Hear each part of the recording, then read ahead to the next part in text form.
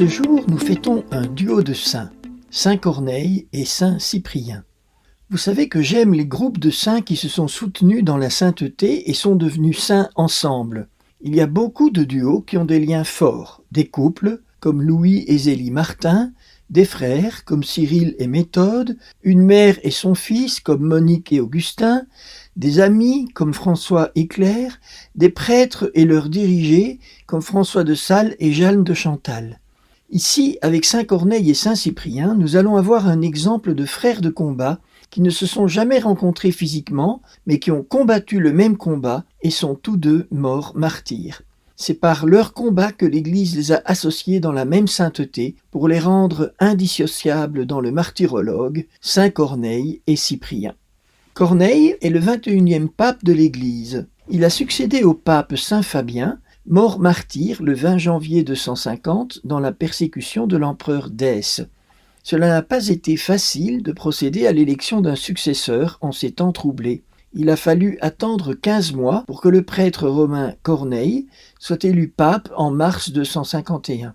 À cette époque, les papes étaient élus par les prêtres et le peuple de Rome, car je vous le rappelle, le pape est d'abord l'évêque de Rome, primus inter pares, c'est-à-dire le premier évêque parmi ses égaux.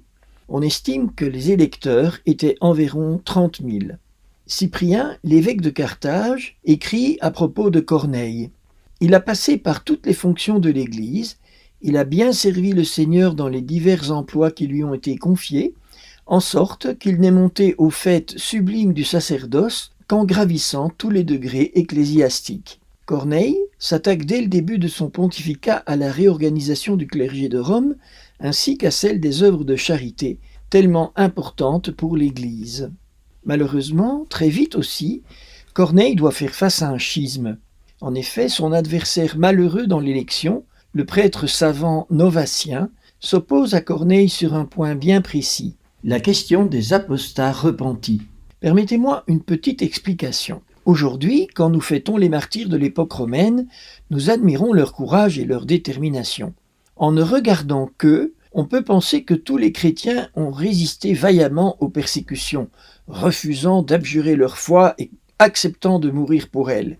Mais vous le devinez bien, cela n'a pas été le cas. Beaucoup ont abjuré pour avoir la vie sauve. On les appelait les lapsi, c'est-à-dire littéralement ceux qui sont tombés, ceux qui avaient apostasié leur foi.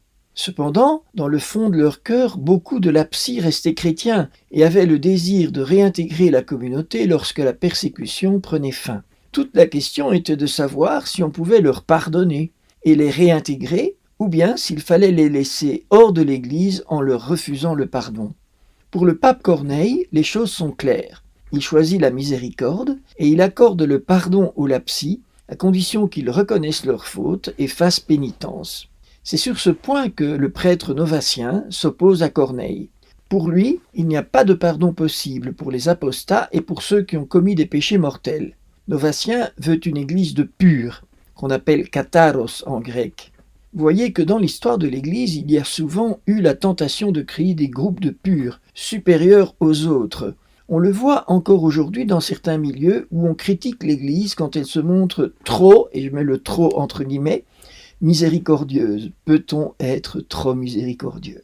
Comme souvent, l'hérésie novatienne s'est répandue dans l'Église à la faveur du soutien de quelques évêques. Corneille est obligé de convoquer un synode qui réunit une 60aine d'évêques et qui excommunie Novatien.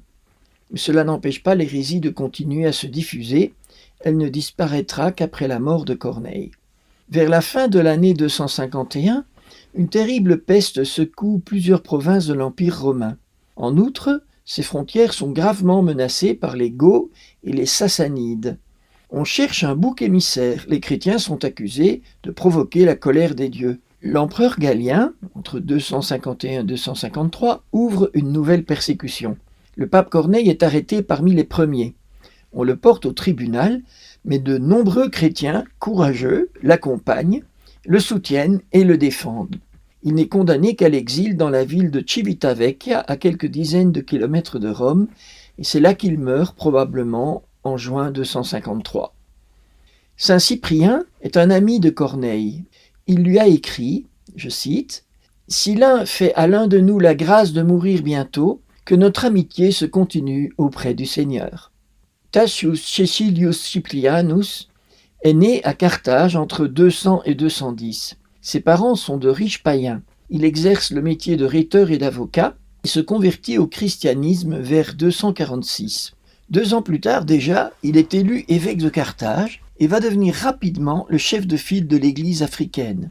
Cyprien doit faire face à 2 persécutions. D'abord celle de l'empereur d'Hesse en 250. Ses fidèles l'obligent à se cacher pour avoir la vie sauve et pouvoir continuer de diriger l'église. En 251, la persécution de Dèce se calme. Cyprien retourne à Carthage. Il est aussi confronté à la question des lapsies. Il adopte une attitude semblable à celle de Corneille, sévère mais non inflexible, leur accordant la possibilité du pardon après une pénitence exemplaire.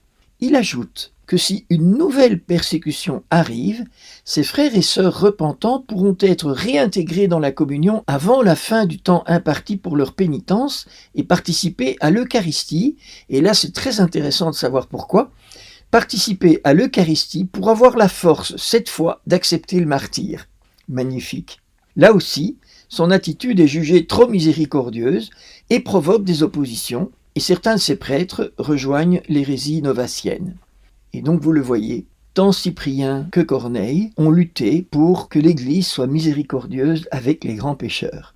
Cyprien a aussi été un grand acteur de charité. Il a organisé les secours pendant la peste qui a ravagé le nord de l'Afrique, et il a encouragé les chrétiens à s'occuper aussi des païens malades.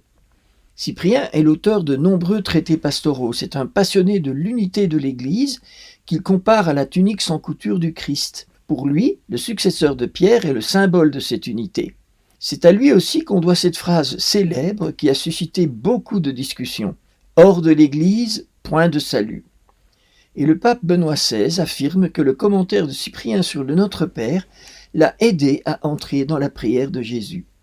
En 258 éclate une nouvelle persécution, cette fois sous l'empereur Valérien. Cyprien est arrêté et présenté au tribunal. Il refuse de sacrifier aux dieux païens. Il est condamné à être décapité, et ses dernières paroles sont « Je rends grâce à Dieu ». Il meurt dans la ville de Carthage. Il avait écrit plus tôt ce souhait, je cite, « Il convient que ce soit dans la ville où il est à la tête de l'Église qu'un évêque confesse le Seigneur et qu'ainsi le rayonnement de sa confession rejaillisse sur tout le peuple. » Cyprien est mort martyr dans sa ville. Martyr signifie témoin. Cyprien a témoigné de sa foi dans le Christ Jésus en donnant sa vie pour son peuple.